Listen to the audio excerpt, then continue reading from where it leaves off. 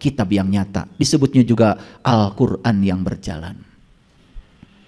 Maka Nabi Muhammad terkenal akhlaknya beliau adalah Al-Quran. Jadi Quran itu sudah bukan tulisan lagi, sudah menjadi akhlak. Beda dengan kita. Baru hafal 2-3 ayat aja, wih sudah luar biasa, bikin pondok pesantren. Makanya kita itu sekarang ya butuh pengamal, bukan penghafal saja. Ya. Inna anzalnahu fi lailati mubarakah. Inna kunna mungdirin. Sesungguhnya kami menurunkannya pada malam yang diberkahi. Kamilah yang memberi peringatan. Ayo lihat saya semuanya. Jadi sebetulnya Allah itu sudah bersama dengan kita. Al-Hamid, Al-Majid itu sudah bersama dengan kita. Loh kok kenapa hari ini sifat-sifatnya tidak muncul sebagai sifat diri kita? Karena kita belum mendapatkan berkah. Makanya berkah itu diturunkan pada suatu malam. Malam itu identik dengan kegelapan. Dan kegelapan itu ada kaitannya dengan fisika ruh nanti. Kegelapan biasanya diidentikan dengan sesuatu yang tidak kita inginkan. Nah sementara selama ini kita suka menolak yang tidak kita inginkan, bukan? Padahal yang tidak kita inginkan itu, siapa tahu lewat jalan itu kita mencapai kesadaran. Makanya saya sering bicara dengan orang-orang yang, kenapa Bapak Ibu, ini yang udah datang ke rumah saya, kenapa datang sama saya? Ingin belajar kesadaran. Kenapa ingin belajar kesadaran? Karena situasi sekarang sudah tidak seperti dulu lagi. Dulu duitnya banyak, sekarang tidak ada lagi. Dulu gagahnya kayak apa, sekarang gagahnya tidak ada lagi. Dan biasanya orang belajar kesadaran kan setelah itu. Makanya ada lagunya. Trang-trang kolentrang, si londok paeh nunutan, tiga brus kana durukan, mesat gobang kabuyutan. Itu lagu ma'rifat itu. Ya. Bukan lagu ma'repot. Terang-terang kolentrang, terang kolentrang, itu melambangkan perang. Dan kita itu kan perang. Yang paling berat kan sebetulnya perang kita itu melawan diri kita sendiri. Cuman memang tidak kedengaran terang, kolentrang, tidak terdengar itu. Beda kalau golok dengan golok kan terang. Nah, itu terdengar. Padahal sebetulnya perang itu terjadi di sini, terutama perang antara pikiran dan kesadaran. Perang Mahabharata itu terjadi di sini. Perang antara Pandawa dan Kurawa itu terang-terang kolentrang itu terjadi di sini loh sebetulnya. Jadi dalam diri kita itu ada fa'alhamaha fujuroha wa taqwa. Fujur dan takwa itu perang setiap saat. Fujur itu melambangkan Kurawa, takwa itu melambangkan Pandawa. Dan diceritakanlah yang menang adalah Pandawa. Kapan Pandawa menang? Setelah Pandawa bertemu dengan saisnya namanya Krishna. Makanya Krishna itu perwujudan dari seorang guru kesadaran. Disebutnya itu guru mursyid. Makanya karena bimbingan Krishna, kemudian seluruh Pandawa mencapai kesadaran. Lalu bisa melumatkan orang-orang yang tidak berkesadaran. Gitu. Nah suka nggak di sini terang-terang kolentrang? Suka. Si londok, nah londok itu adalah bunglon. Bunglon itu adalah si topeng. Bahasa pewayangannya adalah dasa muka. Disebutnya Rahwana.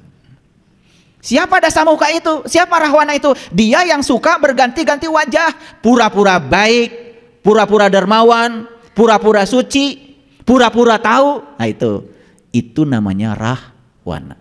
Maka disebut si dasa muka. Dasa itu 10, muka itu wajah. Wajahnya 10, sebetulnya wajahnya yang aslinya lebih dari 10. Kapan seseorang itu berwajah lain-lain? Ketika dia belum menjadi orang yang sadar, hidupnya masih dikendalikan oleh ego dan pikirannya. Gitu. Paham ya, Rahwana? Saya bukan memanggil, bukan. Paham kan, Rahwana? Tadi saya keceplosan. Ya. Nah si londok paeh nunutan. Si londok itu adalah, londok itu bunglon. Bunglon itu Rahwana. Orang yang masih dikendalikan oleh pikirannya, yaitu orang yang masih menjadi diri palsu, disebutnya londok. Makanya bunglon itu ketika daun warna hijau, dia warnanya hijau. Daun warna gelap, dia warna gelap, mengikuti warna daun. Makanya dia sulit ditangkap. Karena dia bisa lolondokan. Paham ya? Nah, si londok ini paeh nunutan. Paeh itu mati. Mati karena ngantuk. Ngantuk itu lambang dari kelalaian. Jadi kenapa kita ini paeh? Karena lalai. Yang paeh apa? Kesadaran. Karena dikendalikan oleh pikiran. Paham? Ini saya kasih tahu dari awal. Kita kajiannya agak dalam ini hari ini. Makanya akibatnya apa? Digebrus karena durukan. Masuklah dia pada api yang menyala-nyala. Itu bahasa Sundanya durukan. Api yang menyala-nyala. Bahasa Qurannya nar. Bahasa Nusantaranya naraloka. Tempat yang terkena sinar api. Orang marah, kita marah. Orang jengkel, kita jengkel. Orang pelit, tambah pelit. Orang jahat, kita jahat juga. Itu yang disebut dengan naraloka. Tempat terkena api. Sini. Setelah digebrus karena durukan, baru sadar.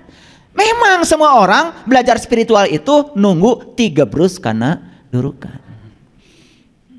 Dakar benghar mah.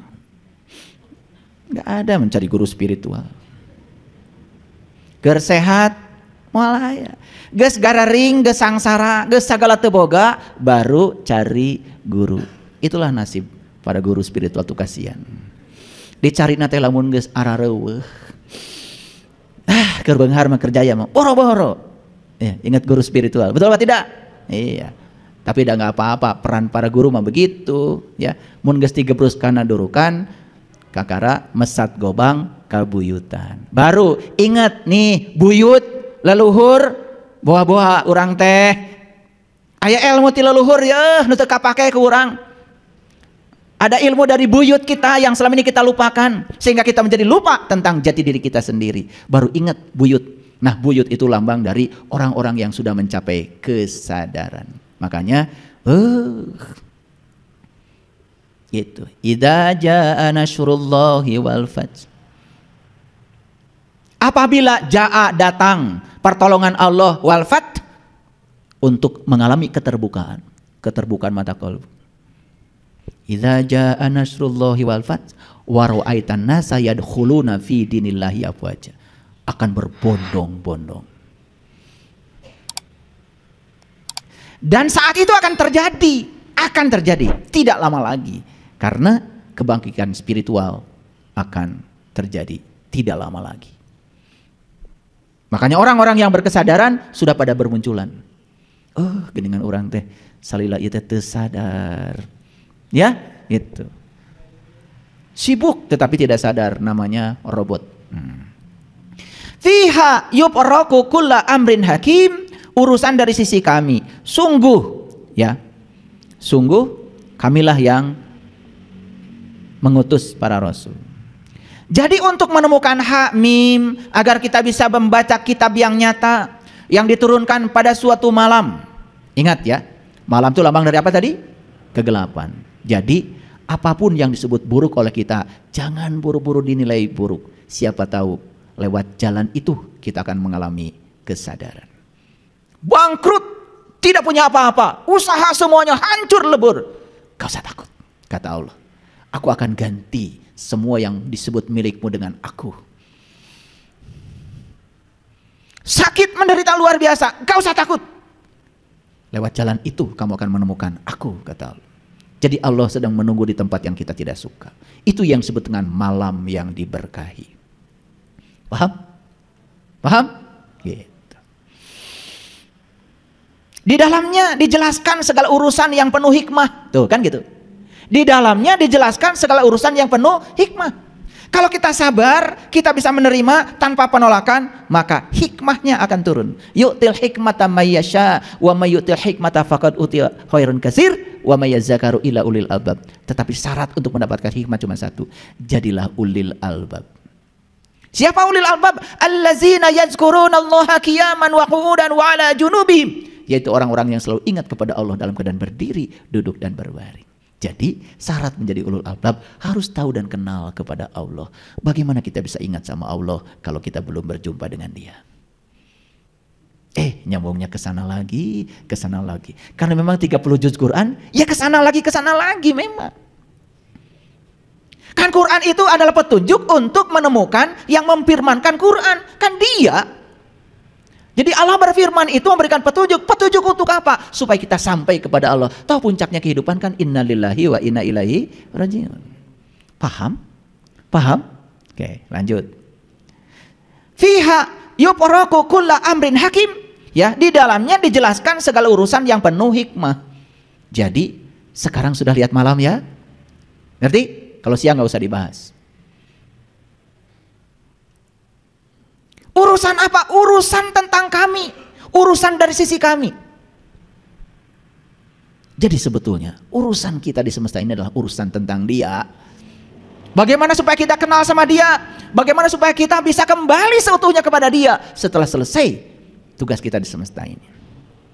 Maka Allah mengatakan sebagai amron min indina inna kunna mursalin. Urusan dari sisi kami, sungguh kamilah yang mengutus para rasul.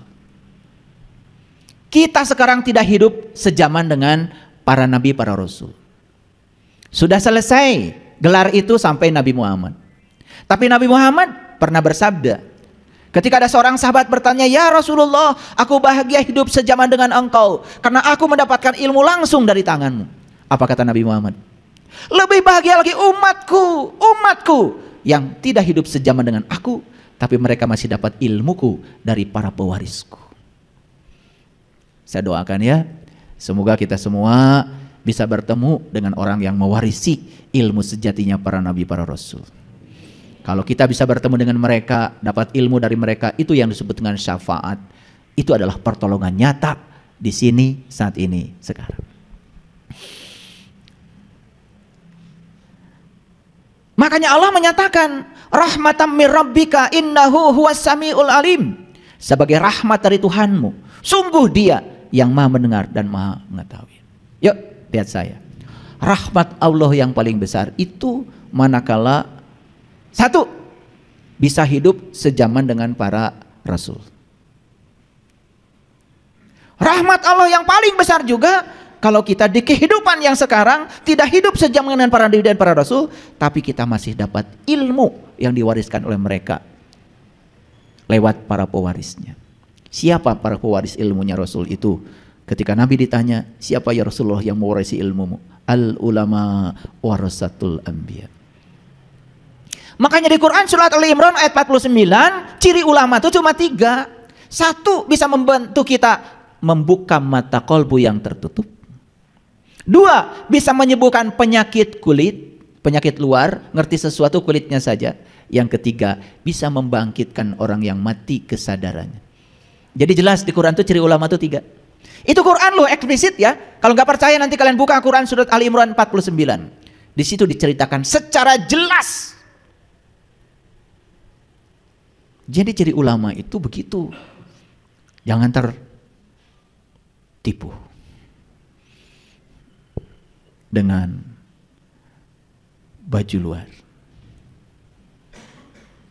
Kalau pergi ke Garut, ke kampung saya, hati-hati. Karena kalengnya kongguan, isinya opak. Jadi saya ngasih tahu karena saya orang Garut. Hati-hati kalau ke kampung saya. Luarnya kongguan, tapi dalamnya kiripik.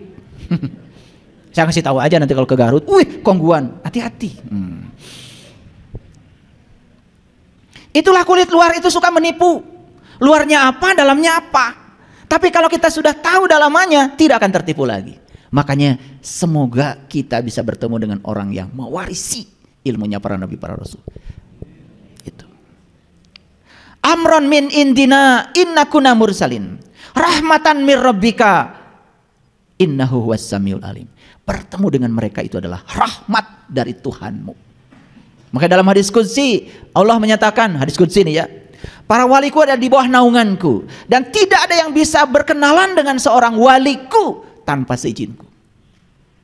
Jadi wali-wali Allah itu tidak akan pernah bisa disentuh kecuali oleh orang-orang yang diberi izin oleh Allah. Nah itu maka dijelaskan di Quran surat Al-Kahfi itu, may yahdillahu fahuwal muhtadi wa may yudlil falan tajidalahu waliyan mursidan. Jelas ya. Rabbis samawati wal ar wa ma bainahuma in kuntum muqinin. Tuhan langit dan bumi yang ada di antara keduanya jika kamu orang-orang yang meyakini.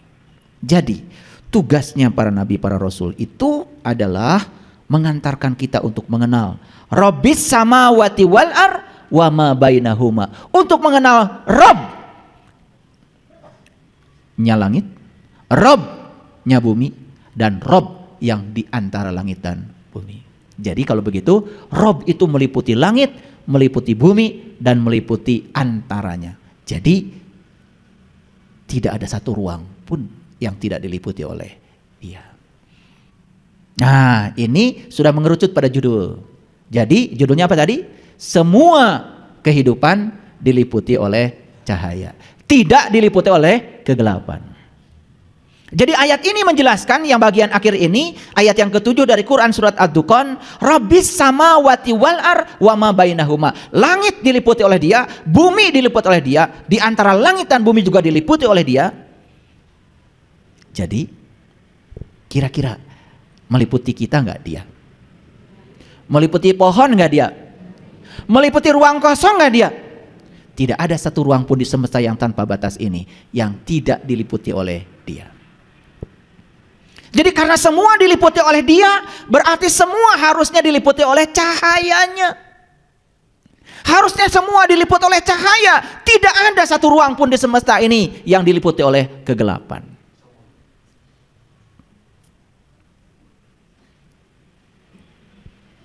Paham? Sudah mulai masuk ke judul? Oke. Lanjut dulu ayat berikutnya. Kenapa saya tadi membahas Quran surat Ad-Dukhan itu tidak langsung saja ayat yang ke-7?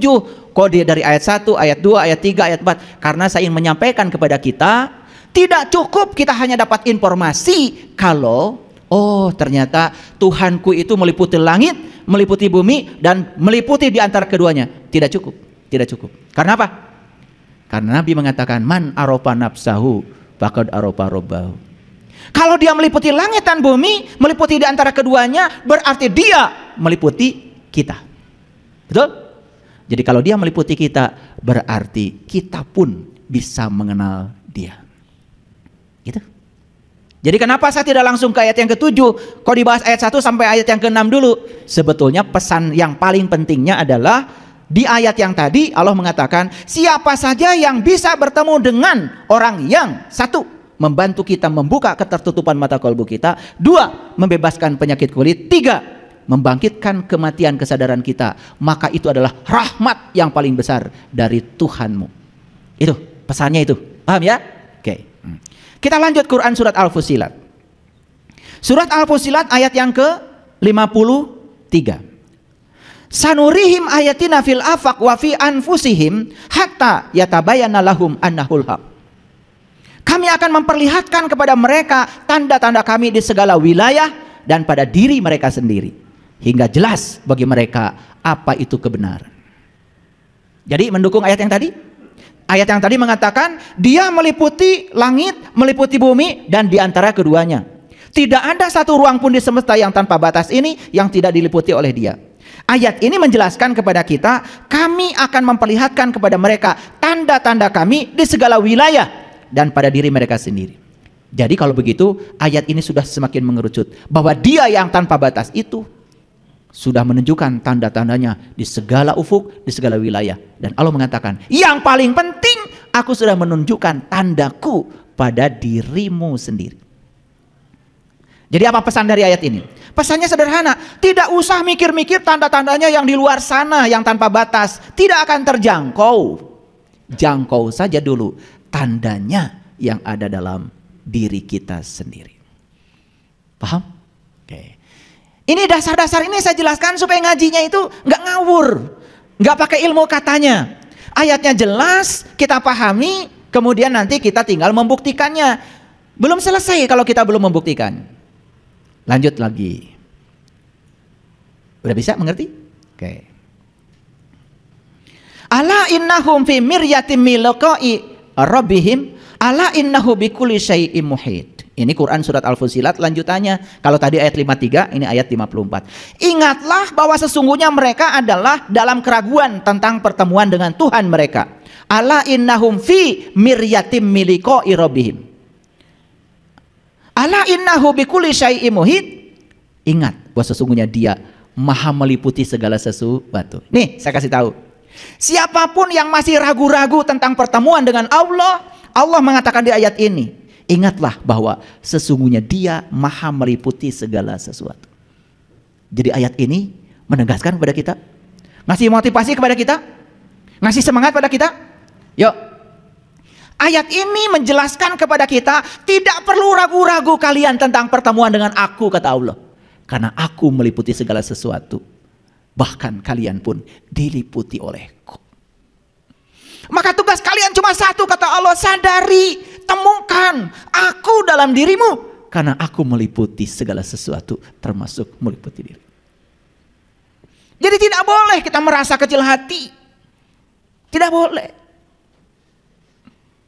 Allah itu tidak menyayangi para nabi dan para rasul saja. Allah itu menyayangi semua umat manusia, semua makhluknya, tidak dibeda-bedakan.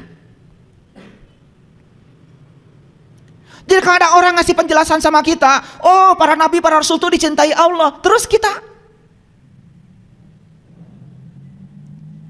mau mengatakan bahwa kita tidak dicintainya, di mana welas asihnya Allah? Di mana Maha Rahman dan Rahimnya Allah? Saya kasih tahu pada semuanya. Saya kasih tahu sama kalian semua yang masih meragukan tentang pertemuan dengan Allah, kata ayat ini, aku meliputi semuanya. Ala innahu bikulli syai'in muhit. Aku meliputi segala sesuatu. Aku meliputi kalian. Jadi artinya Allah sedang berbicara kepada kita, semua manusia diberi hak yang sama untuk mengakses Dia. Adil? Terasa ulas asihnya? Dan lucu selama ini, ya, kita itu kemudian diparadigma seakan-akan kita ini bukan seperti mereka. Kita tidak mungkin bisa mencapai seperti yang dicapai mereka, kan begitu? Di mana letak keadilan Allah kalau Allah membeda-bedakan seperti itu? Makanya saya selalu menegaskan kepada kalian semua, tidak ada kelahiran yang kebetulan, tidak ada kelahiran yang tidak direncanakan oleh Dia. Huwallazi yusawwirukum fil arham kaifa yasha. Dialah arsitek agung yang merencanakan, Dia merencanakan kalian semua sesuai dengan rencananya. Tidak ada yang tidak direncanakan. Yuk kita yakini, pantaskan diri kita. Karena saya datang ke semesta ini tidak mungkin tidak dikehendaki olehnya, tidak mungkin tidak direncanakan oleh Dia. Berarti Dia sama sayangnya kepada semua makhluk, bukan? Pantaskan diri kita, pantaskan diri kita. So, sekarang bebaskan keraguan-raguan tentang itu. Karena Allah mengatakan di ayat ini, ala innahum fi miryatin min liqa'i rabbihim, ala innahu bikulli syai'in muhit. Saya pengen nangis baca ayat ini. Karena ayat ini mengingatkan kepada diri saya sendiri dalam proses pencarian saya. Saya pernah di situasi seakan-akan saya tidak pantas untuk itu. Karena dari kecil dijejali pemikiran yang semacam itu, ya. Kalau para nabi, para rasul tuh dibelek sama Allah, disucikan sama Allah. Saya bilang sama bapak saya, kapan ya Allah membelek saya? Itu dulu waktu kecil saya begitu. Kalau para nabi, para rasul sucinya karena dibelek oleh Allah, saya nunggu aja kapan Allah membelek saya. Jadi kalau para nabi, para rasul itu disucikannya, dibelek sama Allah, kemudian kita tidak dibelek, ya salah Allah. Betul apa tidak? Jadi kata dibelek itu apa artinya? Para nabi, para rasul itu tekad untuk menyucikan dirinya luar biasa. Satu-satunya cara untuk menyucikan diri adalah selalu melebur diri pada Dia yang Maha Suci. Yuk, piring kita kotor, taruh aja di samping wastafel. Bisa bersih nggak? Nggak bisa. Atau pakai puisi. Wahai piring kotor, bersucilah. Bersuci itu air harus menyentuh piring yang kotor. Betul nggak? Ini ngerti maksud saya? Kita tidak akan bisa bersuci kalau kita tidak pernah bisa menyentuh Dia yang Maha Suci.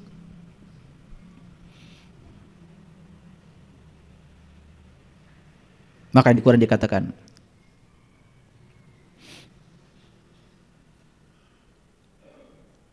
bersucilah kamu pagi dan petang.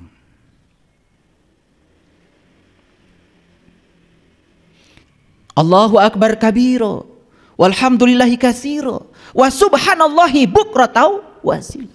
Itu perintahnya. Sucikanlah kamu pagi dan petang, pagi dan petang. Tahu pagi? Petang. Pagi itu pertemuan antara gelap dengan terang. Petang, pertemuan antara terang dan gelap. Jadi pagi dan petang itu sebetulnya bukan pagi jam 6, petang jam 4 sore, bukan itu. Setiap bertemu gelap dan terang, bersucilah supaya tetap terang. Ngerti maksudnya? Ngerti maksudnya? Ini bahasa hakikat ya. Setiap ada pertemuan terang, kan kita hidup itu pastilah ya, lagi terang tiba-tiba ada gelap, kan begitu. Nah, jangan sampai gelap diizinkan untuk mengotori terang. Makanya itu kan dibaca setiap kalian sholat. Allahu akbar kabiro, walhamdulillahi katsiro, wa subhanallahi bukratan wa asila. Suka dibaca itu. Ngerti? Yang penting pahala. Pahala itu bukan nanti, pahala itu sekarang di sini. Orang sudah berbicara tentang God particle sekarang. Para ilmuwan fisika, pemenang hadiah Nobel tentang ya, yang disebut dengan partikel boson, yang kemudian saking susah menyebutnya disebut aja God particle, partikel Tuhan. Orang udah sampai ke sana. Teknologi sudah sampai ke sana. Dulu orang bilang atom adalah bagian yang terkecil dari suatu unsur yang tidak bisa dibagi lagi. Itu dulu tahun 45. Sekarang dalam atom